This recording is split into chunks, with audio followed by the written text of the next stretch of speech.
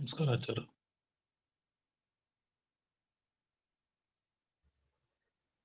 ನಮಸ್ಕಾರ ಆಚಾರ್ಯ.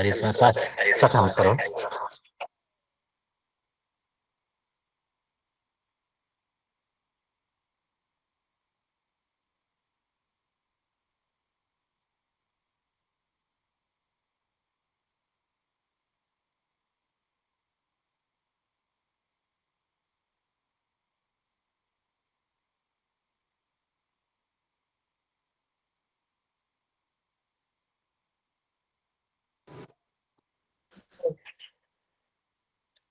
सुमतिभिरनुमेयं शुभ्रकाजं सखाजं सुखमजमनपाजं मुक्त्युपाजं विमाजं नृहजमहममेजं धेजमनाजगेजं सदजमसदजेजं श्रीसहाजं भजेजं तपस्वाध्याय शुश्रूषा कृष्णपूजारतं मुनिं विश्वेशमिष्टदं वन्दे परिव्राट् चक्रवर्तिनं श्रीगुरुभ्यो नमः। हरिः ओम्। श्रियःपत्ये नित्या गणितगुणमाणिक्य विशदप्रभाजालोल्लासोपहत सकलावद्यतमसे जगज्जन्मस्थेम प्रलयरचनाशीलवपुषे नमो शेषाम्नाय स्मृतिहृदयदीप्ताय हरये येन प्रादुरभाविभूमिवलये विस्तारिको सन्ततिः प्राबोधिश्रुतिपङ्कजं करुणया प्रकाशितत्वं परम् ध्वान्तं ध्वंसमनाजि साधुनिकरश्चाकारि सन्मार्गगः तेन व्यासदिवाकरेण सततं मात्याजि मे मानसं व्याप्तिर्यस्य निजे निजे नमः सा पक्षे सपक्षे स्थितिः व्यावृत्तिश्च विपक्षतोऽथ विषये सक्तिर्न वैबाधिते नैवास्ति प्रतिपक्षयुक्तिरतुलं शुद्धं प्रमाणं समे भूयात्तत्त्वविनिर्णयाय भगवान् आनन्दतीर्थो मुनिः भवति यदनुभावाद्येडमूकोऽपि वाग्मी जडमतिरपि जन्तुर्जायते प्राज्ञमौलिः सकलवचनचेतो देवता भारती स मम वचसि निधत्तां सन्निधिं मानसे च रमानिवासोचितवासभूमिः सन्न्यायरत्नावलिजन्मभूमिः वैराग्यभाग्यो मम पद्मनाभतीर्थामृताब्धिर्भवताद्विभूत्यै पदवाक्यप्रमाणज्ञान् प्रतिवादिमदच्छिदः श्रीमदक्षोभ्यतीर्थाख्यानुपतिष्ठे गुरून् मम श्रीमदानन्दतीर्थादि सन्मनः सरसे भुवि अनुव्याख्याननलिने चञ्चरी कतिमे मनः न शब्दाब्धौ गाढाः न च निगमचर्चासु चतुराः न च न्याये प्रौढाः न च विदितवेद्याभिवयम् परं श्रीमत्पूर्णप्रमतिगुरुकारुण्यसरणिं प्रपन्नामान्या स्मः किमपि च वदन्तोऽपि महताम् ॐ नारायणं निखिलपूर्णगुणैकदेहं निर्दोषमाप्यतममप्यखिलैः सुवाक्यैः अस्योद्भवादिदमशेषविशेषतोऽपि वन्द्यं सदा प्रियतमं मम सन्नमामि कुपिता हि पणच्छाया समीकृत्या परं सुखं सेवन्ते यत्पदं धीराः तं भजे वल्लभं श्रियः।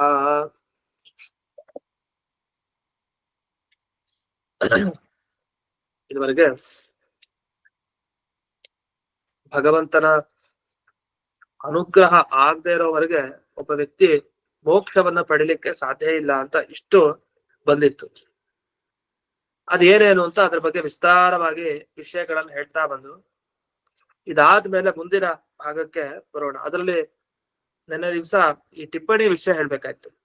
ಅಲ್ಲಿ ದಶಮಸ್ಕಂದ ಭಾಗವತದಲ್ಲಿ ಶ್ರುತಿಗೀತೆಯಲ್ಲಿ ಬರುವಂತ ಒಂದು ಭಾಗ, ಅದರ ಅರ್ಥವನ್ನ ಇಲ್ಲಿ ಯಾದುಪತ್ಯ ಟಿಪ್ಪಣಿಯಲ್ಲಿ ಬಿಡಿಸಿದ್ದಾರೆ. ಅದೇನು ಅಂತ ನೋಡೋಣ.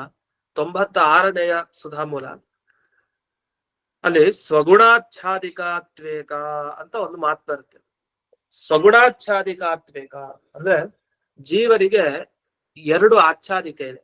ಆಚ್ಛಾದಿಕೆ ಅಂದ್ರೆ ಹೊದಿಕೆ, ಅಂದ್ರೆ ಅದು ಪರದೆ ತರ. ಅದನ್ನ ಒಂದ ನಾಶ ಪಡಿಸ್ಕೊಬೇಕು, ಒಂದ ಸರಿಸ್ಕೊಂಡು ಹೋಗ್ಬೇಕು. ಅದಿರೋವರೆಗೂ ಕೂಡ ಅವನಿಗೆ ಮೋಕ್ಷ ಆಗಲ್ಲ ಜೀವನಿಗೆ.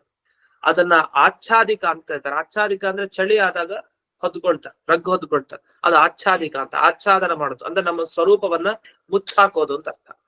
ಅದು ಸ್ವರೂಪಾಚ್ಛಾದಿಕ, ಅದು ಸ್ವಗುಣ ಆಚ್ಛಾದಿಕ.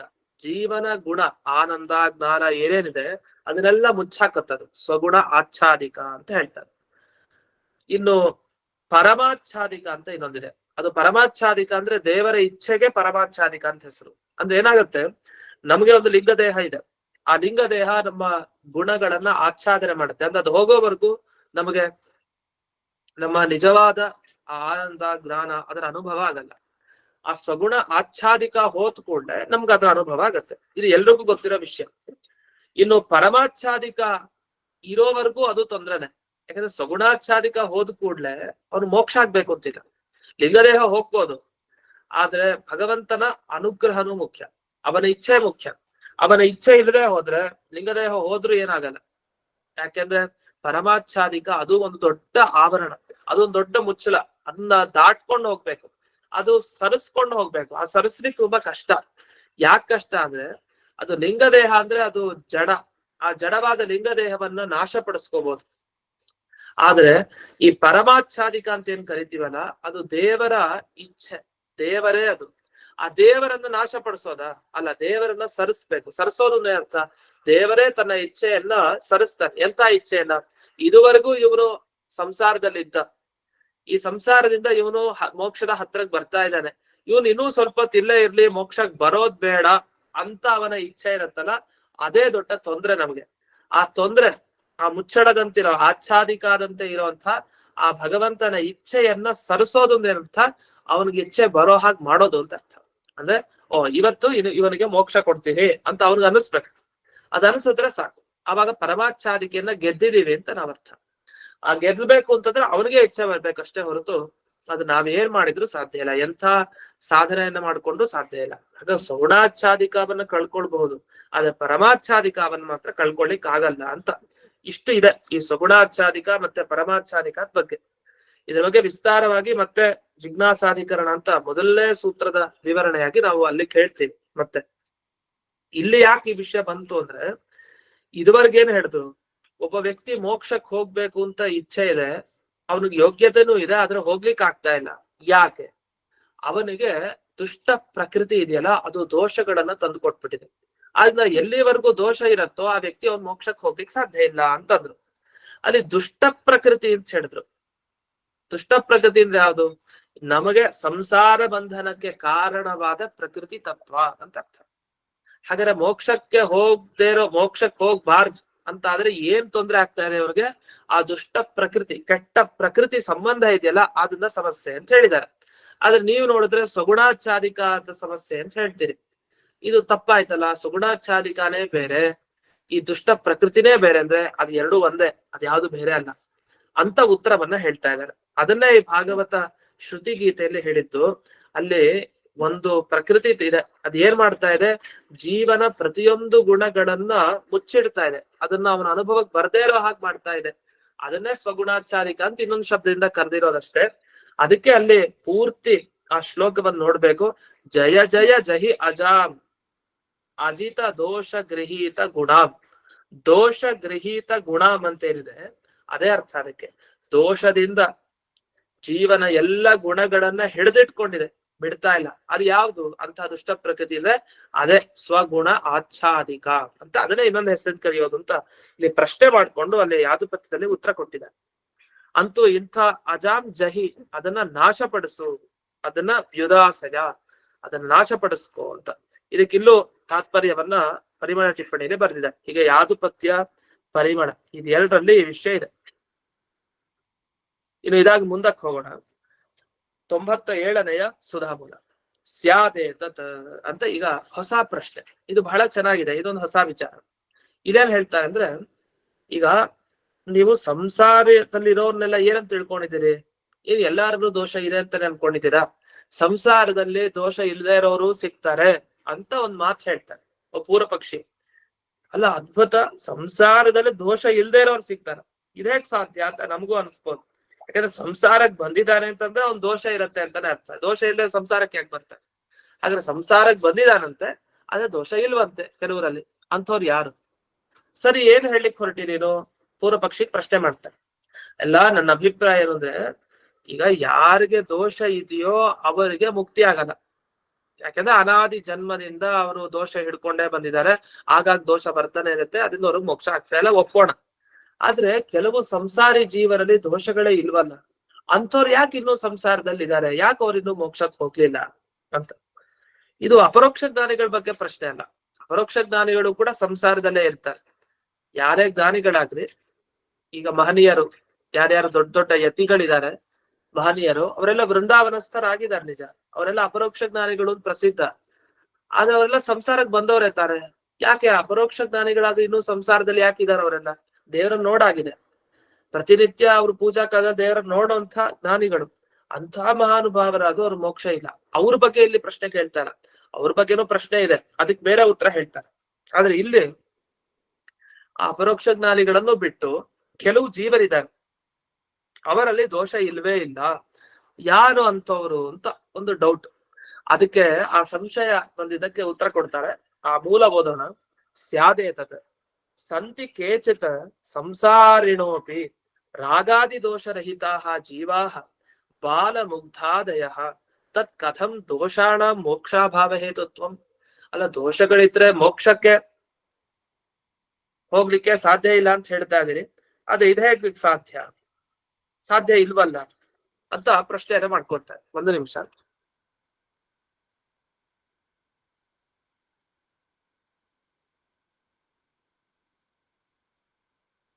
ಆದ್ರಿಂದ ದೋಷ ಇದ್ರೆ ಯಾಕೆ ಮೋಕ್ಷಕ್ಕೆ ಹೋಗ್ಲಿಕ್ಕೆ ಆಗಲ್ಲ ಅಂತ ನೀವು ಪ್ರಶ್ನೆ ಮಾಡಿದ್ದು ಸರಿ. ದೋಷ ಇದ್ದವನಿಗೆ ಸರಿ, ದೋಷ ಇಲ್ದೇ ಇರೋರ್ಗೆ ಯಾಕೆ ಅವ್ರ ಮೋಕ್ಷದಲ್ಲಿ ಯಾಕೆ ಹೋಗಿಲ್ಲ, ಇನ್ನೂ ಕೂಡ ಇಲ್ಲೇ ಯಾಕಿದ್ದಾರೆ ಅಂತ ಪ್ರಶ್ನೆ. ಸರಿ, ಯಾರವರು ಅಂತ ಹೇಳಿದ್ರಾಗ ಇಲ್ಲಿ ಹೇಳ್ತಾರೆ, ರಾಗಾದಿ ದೋಷ ರಹಿತ, ಅವರಿಗೆ ಅತಿ ಆಸೆ ಇಲ್ಲ, ರಾಗ ಇಲ್ಲ, ದ್ವೇಷ ಇಲ್ಲ, ಇದರ ಯಾವ ದುರ್ಗುಣನೂ ಇಲ್ಲ. ಯಾರು ಅವರು? ಬಾಲ ಮುಗ್ಧಾದಯ, ಚಿಕ್ಕ ಮಕ್ಕಳು ಅಂತ ಅರ್ಥ. ಬಾಲಕರು, ಬಾಲ ಅಂದ್ರೆ ಚಿಕ್ಕ ಮಗು ಅಂತ ಇಟ್ಕೊಳ್ಳೋಣ, ಇನ್ನು ಆಗ್ತಾನೆ ಹುಟ್ಟಿರುವಂತಹ ಮಗು.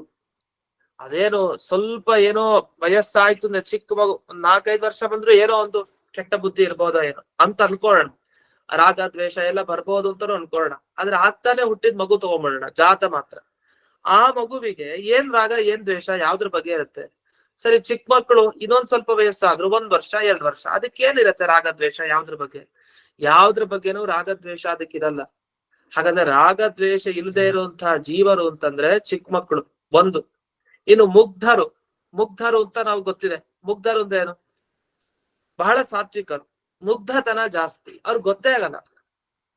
ಎಲ್ಲ ಯಾರಾದ್ರೂ ಹೂ ಅಂತಾರೆ, ಅದೇ ಕೆಲಸ ಮಾಡ್ತಾ ಇರ್ತಾರೆ. ತಪ್ಪ ಮಾಡಿದ್ದು ಗೊತ್ತಾಗಲ್ಲ, ಅಂತ ಮುಗ್ಧರು ಕೂಡ ಇರ್ತಾರೆ. ಅಂದ್ರೆ ಮೋಹ, ಅವ್ರಿಗೆ ಅಜ್ಞಾನ ಇರೋರು ಅಂತ ಅರ್ಥ. ಅವ್ರಿಗೆ ಗೊತ್ತಿಲ್ಲ ಪಾಪ, ಯಾರೇನು ಹೇಳ್ತಾರೋ ಹಾಗೆ ಮಾಡ್ತಾರೆ. ಈಗ ಮುಗ್ಧರಿದ್ದಾರೆ, ಬಾಲಕರಿದ್ದಾರೆ, ಇನ್ನು ಈ ತರದ ಜನ ಅನೇಕರಿದ್ದಾರೆ. ಈಗ ಉನ್ಮತ್ತ, ಹುಚ್ಚ ರಾಗದ್ವೇಷ ಇರುತ್ತೆ ಅವನ್ಗೆ, ಯಾರ ಬಗ್ಗೆ ಏನಿರುತ್ತೆ, ಎಲ್ಲಾ ತರನು ಒಂದೇ ತರ ಇರ್ತಾರೆ. ಹಾಗಾದ್ರೆ ಇವ್ರುಗಳಲ್ಲೆಲ್ಲ ದೋಷ ಇದೆಯಾ? ಇವ್ರುಗಳೆಲ್ಲ ದೋಷ ಇಲ್ಲ.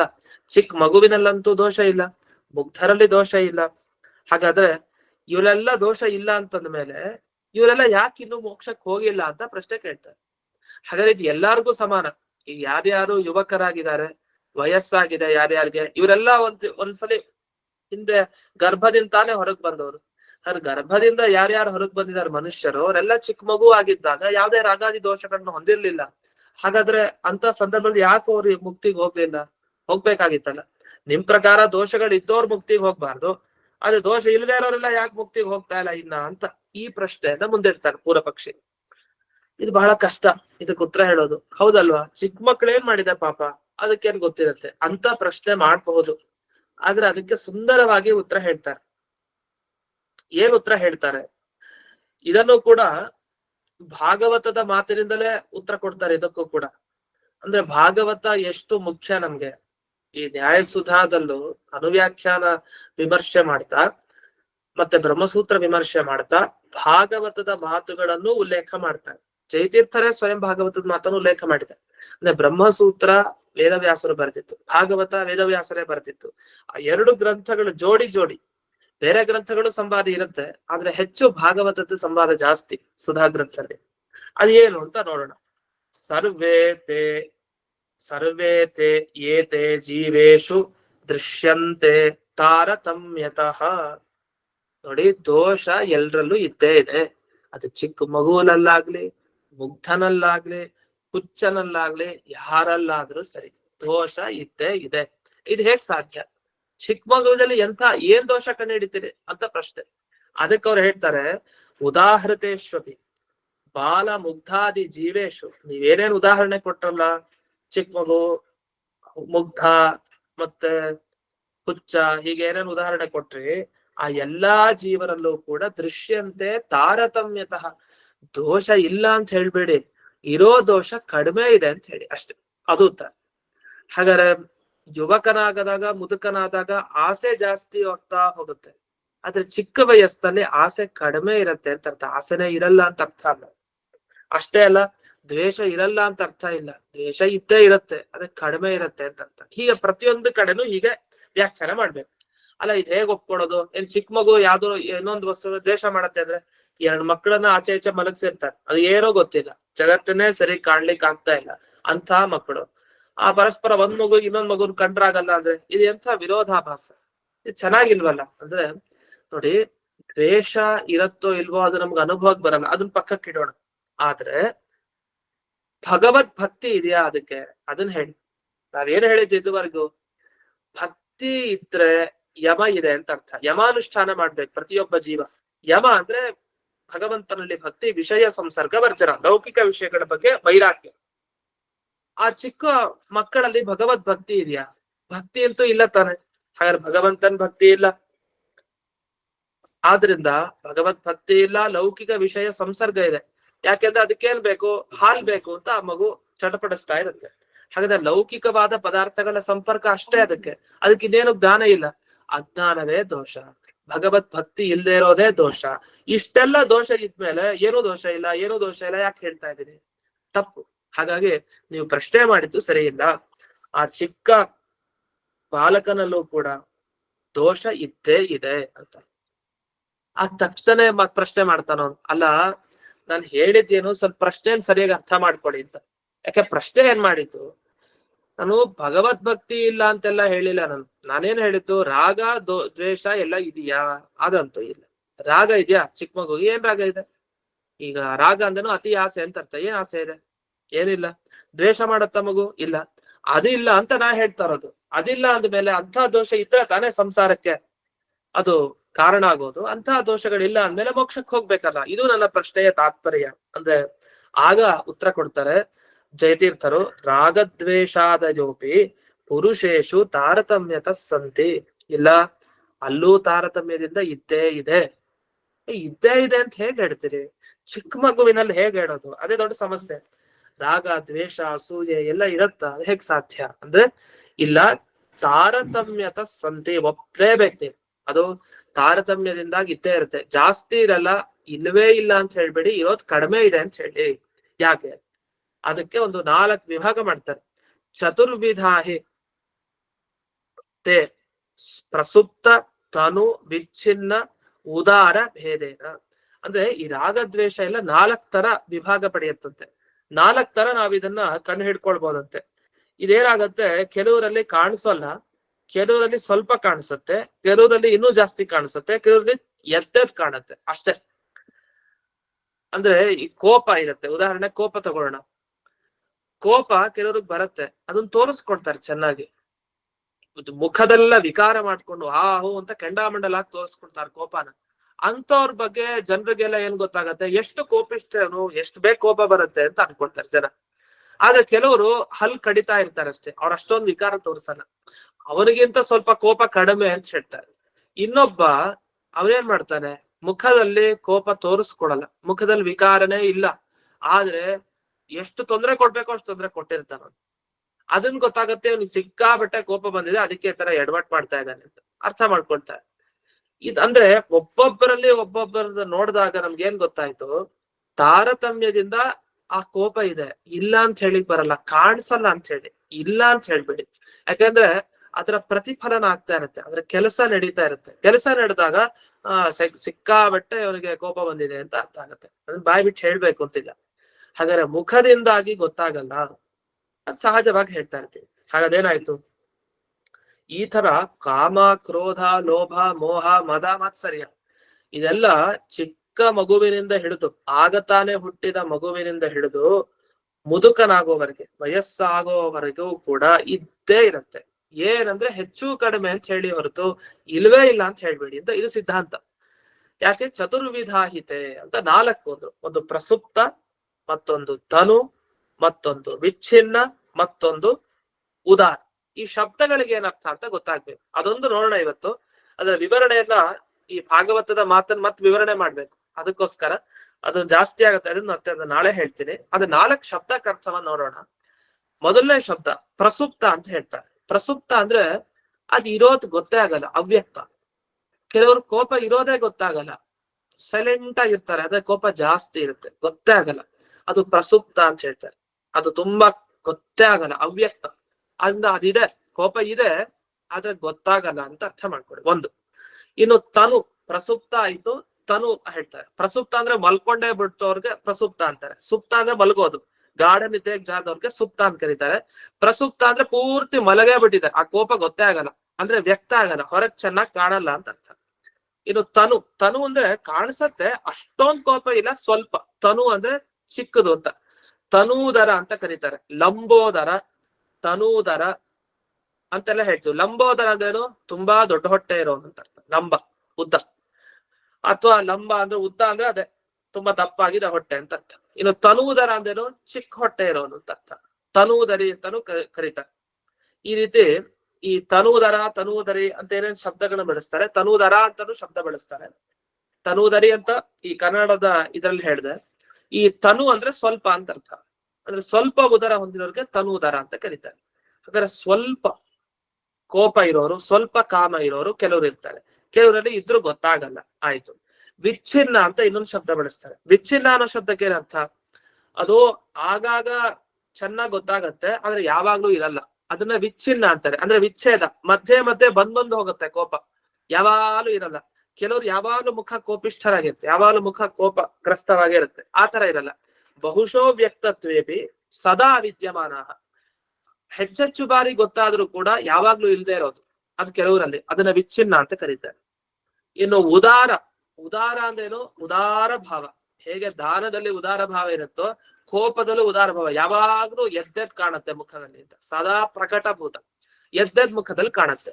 ಹಾಗದೇನಾಯ್ತು? ಪ್ರಸುಪ್ತವಾದ ಕಾಮ, ಪ್ರಸುಪ್ತವಾದ ಕೋಪ, ಪ್ರಸುಪ್ತವಾದ ಮೋಹ, ಪ್ರಸುಪ್ತವಾದ ಲೋಭ, ಪ್ರಸುಪ್ತವಾದ ಮಾತ್ಸರ್ಯ, ಎಲ್ಲ ಪ್ರಸುಪ್ತ, ಅವ್ಯಕ್ತ, ಕಾಣಿಸ್ತಾ ಇರೋದು. ಇನ್ನು ತನುವಾದ ಕೋಪ, ತನುವಾದ ಲೋಭ, ತನುವಾದ ಇದು ಮೋಹ, ಹೀಗೆ ಒಂದೊಂದಕ್ಕೆ ಜೋಡಿಸ್ಕೊಂಡು ಹೋಗೋದು. ಆಮೇಲೆ ವಿಚ್ಛಿನ್ನವಾದ ಕೋಪ, ವಿಚ್ಛಿನ್ನವಾದ ಕಾಮ, ವಿಚ್ಛಿನ್ನವಾದ ಮೋಹ, ಈ ತರ. ಇನ್ನು ಉದಾರ, ಉದಾರವಾದ ಕಾಮ, ಉದಾರವಾದ ಮೋಹ, ಉದಾರವಾದ ಕೋಪ. ಹೀಗೆ ಈ 4 ಶಬ್ದವನ್ನ, ಈ 6 ದೋಷಗಳಿದೆಯಲ್ಲ, ಕಾಮ, ಕ್ರೋಧ, ಲೋಭ, ಮೋಹ, ಎಲ್ಲಾ ಶಬ್ದಗಳಿಗೂ ಸೇರಿಸ್ಕೊಂಡು 4 ಮಾಡೋದು ಒಂದೊಂದ್ರಲ್ಲೂ ಕೂಡ. ಆ ಕಾಮದಲ್ಲಿ 4 ತರ, ಕ್ರೋಧದಲ್ಲಿ 4, ಮೋಹದಲ್ಲಿ 4, ಈ ತರ ಪ್ರತಿಯೊಂದರಲ್ಲೂ ವಿಭಾಗ ಮಾಡ್ಬೇಕು. ಈ ವಿಭಾಗ ಮಾಡಿದಾಗ ಅರ್ಥ ಆಗತ್ತೆ, ಚಿಕ್ಕ ಮಕ್ಕಳಲ್ಲೂ ಅಂದ್ರೆ ಗರ್ಭದಲ್ಲಿದ್ದಾಗ್ಲೂ ಮಗುವಿಗೆ ಇರುತ್ತೆ, ಅವಾಗ ಗೊತ್ತಾಗತ್ತಂತೆ.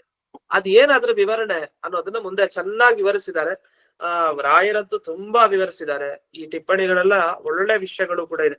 ಅದರ ಸಂಗ್ರಹವಾಗಿ ಒಟ್ಟಿಗೆ ನಾಳೆ ದಿವಸ ನೋಡೋಣ ಅಂತ ಹೇಳ್ತಾ ಇಂದಿನ ಈ ಪಾಠವನ್ನ ಅಸ್ಮದ್ ಗುರುವಂತರ್ಗತ ವ್ಯಾಸತೀರ್ಥ ಗುರುವಂತರ್ಗತ ಭಾರತೀಯ ರಮಣ ಮುಖ್ಯ ಪ್ರಾಣಾಂತರ್ಗತ ಶ್ರೀಮನ್ಮೂಲ ಗೋಪಾಲಕೃಷ್ಣನಿಗೆ ಅರ್ಪಣೆಯನ್ನು ಮಾಡ್ತೇನೆ.